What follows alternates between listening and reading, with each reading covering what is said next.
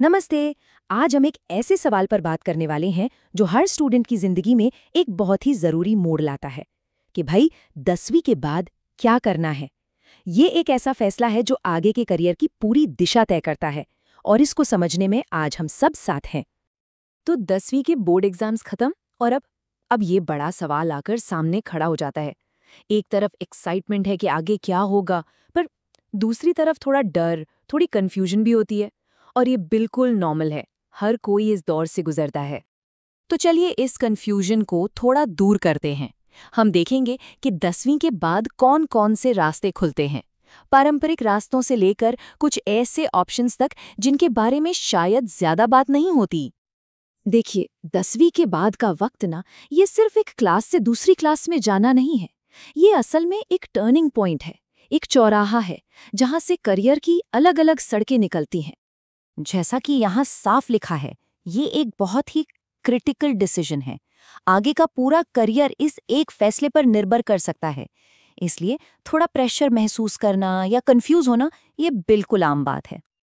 तो शुरुआत करते हैं सबसे जाने माने, सबसे पारंपरिक रास्तों से, यानी साइंस, कॉमर्स और आर्ट्स।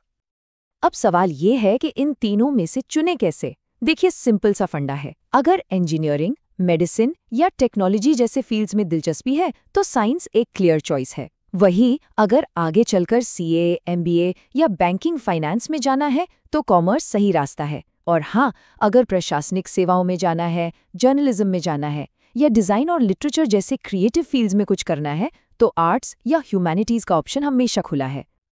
लेकिन ठहरिए, क्या 11वीं 12वीं ही एकमात्र ऑप्शन है? जी नहीं, एक और रास्ता है जो सीधा टेक्निकल फील्ड में ले जाता है, और वो है पॉलीटेक्निक या डिप्लोमा कोर्स। तो ये पॉलीटेक्निक आखिर है क्या? इसको ऐसे समझिए कि 10वीं के ठीक बाद ये एक 3 साल का टेक्निकल कोर्स है। यहाँ पर आपको शुरू से ही एक खास इंजीनियरिंग फील्ड जैसे सिविल, मैकेनिकल या इलेक्ट्रिकल की गहरी ट्रेनिंग दी जाती है। मतलब जनरल पढ़ाई से हटकर सीधा प्रैक्टिकल, हैंड्स ऑन काम। अच्छा, अब इस स्लाइड में जो कंपैरिजन है वो बहुत दिलचस्प है। देखिए, दोनों ही रास्ते, चाहे वो 11वीं 12वीं हो या डिप्लोमा, आखिर में 6 साल में इंजीनियरिंग की डिग्री तक पहुंचाते हैं। फर्क ये है कि डिप्लोमा का रास्ता पहले दिन से ही स्पेशलाइज्ड और प्रैक्टिकल होता है। इसमें खर्चा भी कम आता है और कॉम्पिटिटिव एग्जाम्स का स्ट्रेस भी थोड़ा कम रहता है। तो एक तरह से ये इंडस्ट्री के लिए जल्दी तैयार होने का एक स्मार्ट तरीका हो सकता है।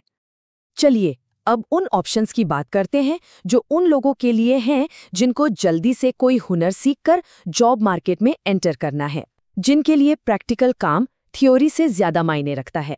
और इसके लिए सबसे बेहतरीन रास्ता है आईटीआई कोर्सेज का। आईटीआई यानी इंडस्ट्रियल ट्रेनिंग इंस्टीट्यूट। इसका मकसद बिल्कुल साफ है, किसी एक खास ट्रेड में हैंड्स ऑन स्किल्स देकर स्टूडेंट्स को इंडस्ट्री के लिए तैयार करना, उन्हें आत्मनिर्भर बनाना। और आईटीआई की सबसे बड़ी खासियत क्या है? इसकी ड्यूरेशन। ये शॉर्ट टर्म कोर्सेज होते हैं, 6 महीने से लेकर 2 साल तक के। और इसमें ट्रेड्स भी कई तरह के हैं। इलेक्ट्रिशियन, फिटर जैसे इंजीनियरिंग ट्रेड्स से लेकर कंप्यूटर ऑपरेटर या ड्रेस मेकिंग जैसे नॉन इंजीनियरिंग ट्रेड्स तक। फोकस पूरी तरह से प्रैक्टिकल ट्रेनिंग पर होता है ताकि सीधे एम्प्लॉयमेंट मिल सके। इसके बाद सरकारी नौकरी, प्राइवेट जॉब या खुद का काम, सबके दरवाजे खुल जाते हैं। और अब देखिए इसकी फीस। सरकारी आईटीआई में साल भर की फीस 1000 से 5000 रुपए तक ही होती है। इसका मतलब साफ है, ये ऑप्शन इतना सुलभ बनाया गया है कि कोई भी आर्थिक स्थिति की परवाह किए बिना एक अच्छा हुनर सीख सकता है। अब एक और रास्ते की बात करते हैं, उन लोगों के लिए जिनका मकसद 10वीं के बाद जल्दी से जल्दी एक स्थिर और सुरक्षित करियर शुरू करना है। और इसके लिए सरकारी नौकरियों से बेहतर क्या हो सकता है? बिल्कुल, ये नौकरियां सिर्फ एक सैलरी नहीं देती, ये आर्थिक स्थिरता देती हैं, जॉब सिक्योरिटी देती हैं और रिटायरमेंट तक के फायदे देती हैं। और शायद यही वजह है कि इन नौकरियों के लिए हमेशा इतनी डिमांड रहती है। इस टेबल पर एक नज़र डालिए।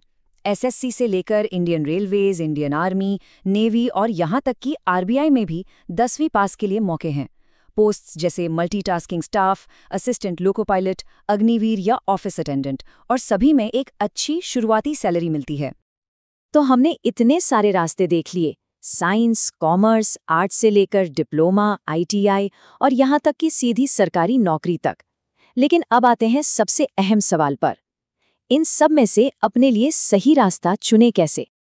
इसका जवाब इन 4 स्टेप्स में छिपा है। स्टेप 1, अपनी रुचियों को समझें। सच में मज़ा किस चीज़ में आता है? स्टेप 2, अपने मार्क्स को एनालाइज करें। कौन से सब्जेक्ट्स में अच्छे नंबर आते हैं? इससे आपका एप्टीट्यूड पता चलता है।